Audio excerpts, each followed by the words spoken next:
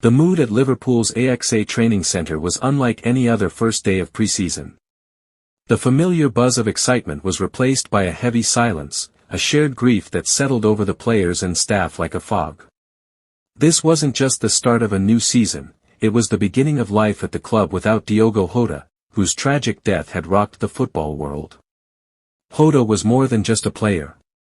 He was a spark, a presence, a fighter who gave everything for the badge. His sudden passing left a hole not only in the squad's tactical setup but deep in the hearts of his teammates and fans. Today, that absence was impossible to ignore. As the squad arrived for training, the atmosphere was somber. Some players hugged quietly, others walked in with heads down. Captain Virgil van Dijk tried to keep spirits steady, but emotion flickered in his eyes.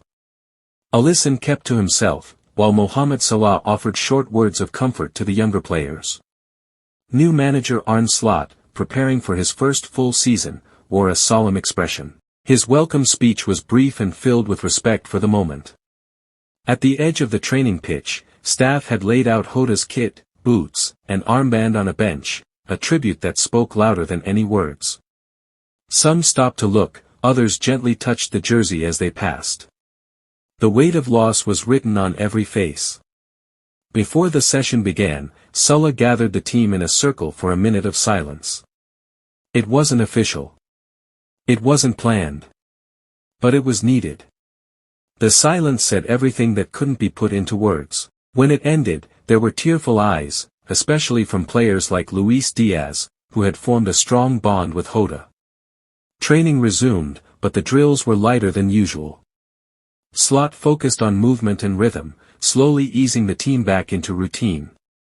But it was clear, this session wasn't about preparing for fixtures.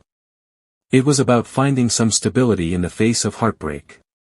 Throughout the session, touching moments unfolded. Connor Bradley wore Jota'S initials on his wrist. Trent Alexander-Arnold encouraged his teammates with quiet leadership. Nunez looked skyward after finishing a drill, as if sending a sign. These small gestures made it clear, every moment was in Jota'S honor. The team wasn't alone in their grief. Around the facility, staff and coaches moved with visible emotion. No one was immune to the loss.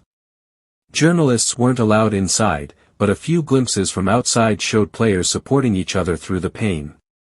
After training, the team gathered at the center of the pitch. In the grass lay a simple wreath of red flowers and a banner that read, "Forever Red. Forever with us." Each player took a moment, laying a hand on the wreath, whispering a prayer, or simply pausing in silence. The day was raw, emotional, and unforgettable. Diogo Jota's name wasn't just remembered.